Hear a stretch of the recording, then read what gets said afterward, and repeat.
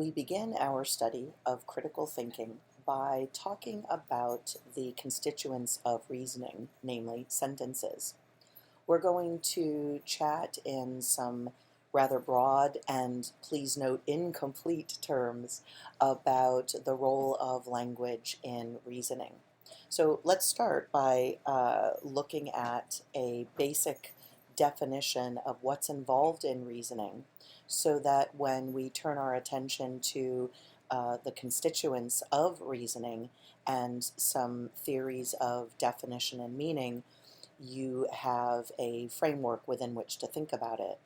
In turn, please note that the discussion of sentences is going to be a discussion that figures as sort of background or framework conceptualizing within which we do the work of reasoning. So we'll be sort of toggling back and forth here between the idea that in order to get started for our purposes, in order to get started talking about reasoning, in order to get started talking about sentences, we're going to use reasoning as the framework, and then sentences in turn become the framework for reasoning as we go forward. All right, so first, let's say that reasoning, broadly speaking, is thinking in an organized way to a conclusion. Now, that organized way is going to be a crucial component or persistent element of our study throughout the semester. But suffice it to say right now, we're talking about reasoning as an organized way of thinking to a conclusion or to an end point. You have some idea of what that means if you watched the overview video that began our study. Next, reasoning requires a specific type of sentence, which in turn reflects some notion of meaning. Lastly, another important component of reasoning is that it involves the intellectual act of connecting ideas, what we've already referred to as and will refer to as drawing an inference or making an inference. So, for example, if I say I have a headache, so taking this aspirin will relieve it, or if I say I like pancakes, I like waffles, so I like both, that so word indicates this intellectual act of connecting ideas. More specifically, the so alerts us to an inference between one or more sentences and another. So let's now talk a bit about the sentences themselves. So here's our overview. We want to talk about types of sentences, the connection between a sentence and the concept of a truth value, and then we're going to talk about two general categories of meaning and their related definitions. Now again, a reminder, this is incomplete, but the point here is not to embark on a study of language per se, or a study of the way that sentences work from a philosophical standpoint, but to provide us with some conceptual frameworks that we will be using as we go forward. So let's start with the two types of sentence that we will be working on throughout the semester. More specifically, we're going to study the following types of sentence when we get into that portion of deductive logic that involves the study of natural deduction, which is constituted by statements that are either simple or compound. So a logically simple sentence is the smallest linguistic entity that has a truth value. Now the example I give you is a sentence that has, in terms of numbers of words, the smallest linguistic entity that has a truth value, namely Joe sits. But you can have a simple sentence that involves multiple words. For example, the sentence, Barack Obama was the 44th president of the United States, has a lot of words in it, but it is a logically simple sentence. And I'm going to, I hope, make good on what it means to talk about the smallest linguistic entity that has a truth value by moving on to a logically compound sentence. So a logically simple sentence does not involve a connective. We'll define connective in a moment. Another way to talk about the logically simple sentence is the way that we just did. But if you think about a sentence about which you can say true or false, then you've got a sentence with a truth value.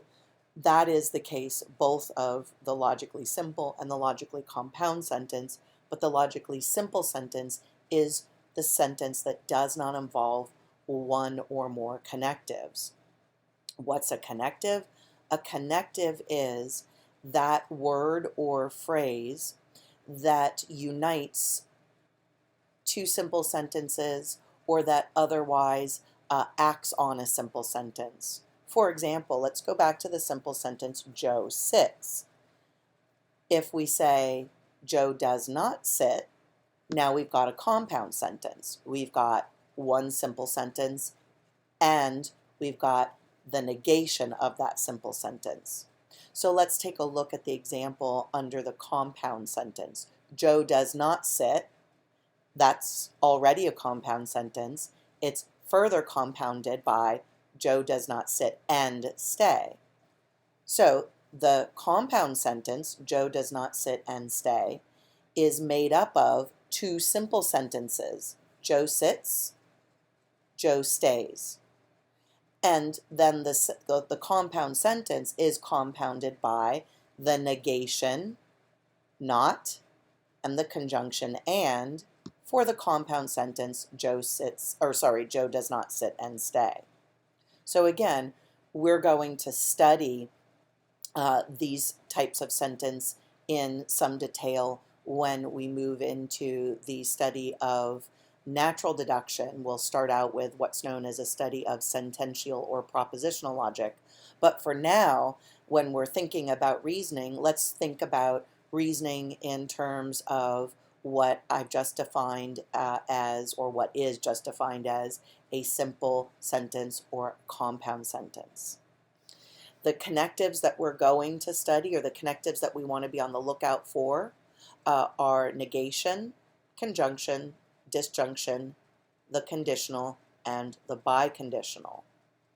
Right, so one of the reasons why I want to start looking at types of sentences, even though our focus at the beginning of the semester is on going ahead and reasoning with sentences, is because we want to start thinking as much as possible, not so much in terms of the claims that we believe to be true or not to be true, but more about the mechanics of the sentence. When you think about mechanics, go all the way back to your study of grammar in elementary school and in even junior high and high school, right? You're studying the mechanics of the sentence, and that study will help you focus not so much on what your belief system is about the claims that are made in an argument, in a piece of reasoning, but instead how the sentences function in that reasoning.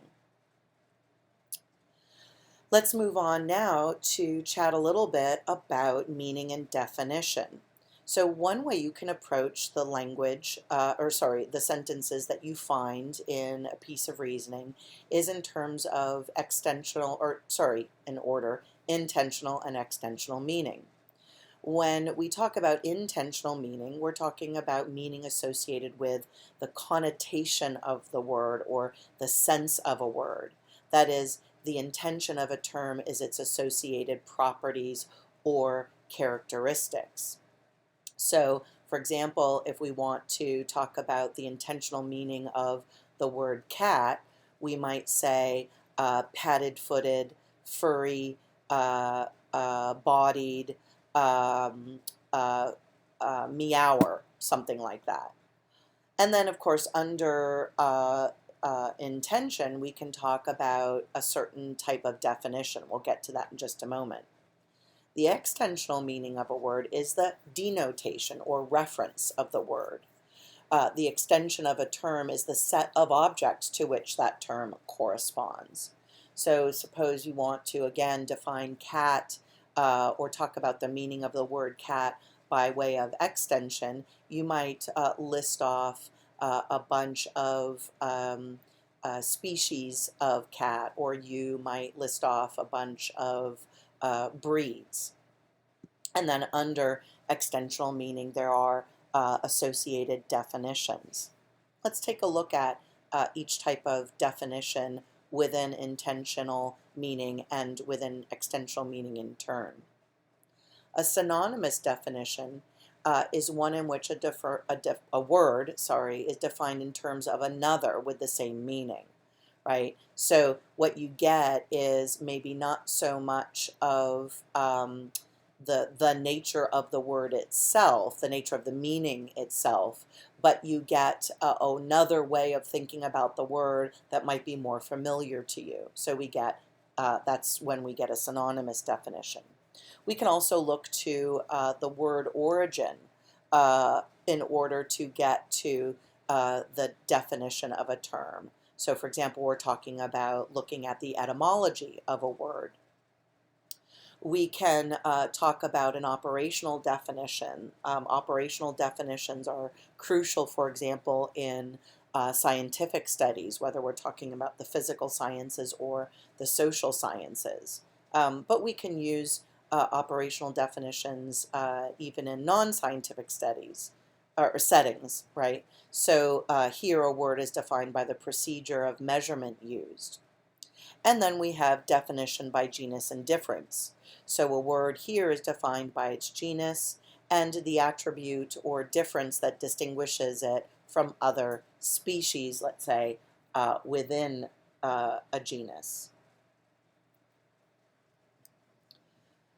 Under the extensional meaning of a word, we can further define terms in terms of an ostensive definition, an enumerative definition, or definition by subclass. So an ostensive definition is a word defined through definition, right? Typically, literally a gesturing, right? So someone wants to know what car is, and you might point at a car on the street. A word's definition is enumerated by way of a partial or complete list of members of the class denoted by that word. And then lastly, definition by subclass involves a word being defined in whole or part by the subclasses denoted by it. So again, I know that I'm trotting through this very quickly, and it's also the case that what we're doing here is an incomplete study. But again, I just want here to sort of plant some seeds for you as you are moving forward in the study of reasoning. This material will be sort of hooks on which you can hang your thinking hat as you begin to get into an analysis of reasoning. And then lastly, let's talk about three theories of meaning, which are going to, again, be useful to us as we make our way through the process of studying reasoning. You're probably used to it being the case that either you say or someone says to you, I don't know what you mean, whereby the question has to do with a theory of meaning that underlies the word that you're using. So for example, here are some three basic theories, each of which is satisfactory in some respects, unsatisfactory in others. But again, the idea is just to give you some points of reference as you're moving forward. So in an image theory of meaning, Words mean the images that arise when used. So for example, if you say, oh, I'm a visual learner, I like to see what it is that I'm learning about, it's probably the case that very often there are words that you grasp, that you understand, that mean to you when you hear them, because you picture or imagine those objects that go with the word. There's also the referential theory of meaning, that is a theory of meaning whereby words refer to things. So there's a correspondence between a word and the object that that word is supposed to represent. So here we're talking about a mirroring, if you will. So the word goes with the thing. Now, what's the difference between the image theory and the referential theory? Well, if we go back one slide, the image theory of meaning allows us to picture things that are not actually existing, right? So fairies, leprechauns, and so forth. So it's robust in that it allows us to use our imagination, right, to help us along with meaning. Whereas when we're talking about a referential theory of meaning, we're talking about a proposed correspondence between a word and the existing thing to which that word refers. And then lastly, we have the use theory of meaning. Here, meaning is determined by the use of the word. And what's nice about this theory of meaning is that it allows us to understand language when neither the image nor the referential theory will suffice, right? So there are certain parts of speech that do not conjure images, right? That do not allow us to refer. But if we understand how a word is used, so let's say a preposition, for example, right? If we understand the rule of language, then we understand the meaning of the word. And so the use theory of meaning is quite helpful to us in this sense. Okay, so we're returning to our first slide after the header slide. When you are involved in reasoning, you are likely using the ideas that we've just covered in discussing what types of sentence we might enlist, or theory of meaning or type of definition, right? So hold these in mind as you're moving forward in your study of reasoning, particularly as we move on to our next topic, that is discussing and distinguishing exposition, analysis, and argument. I hope that this very brief discussion of sentences, the constituents of reasoning, is helpful to you as you make your way through the text, but also, as I've mentioned on multiple occasions, as you embark upon your study of reasoning, more specifically argumentation and how arguments succeed or fail.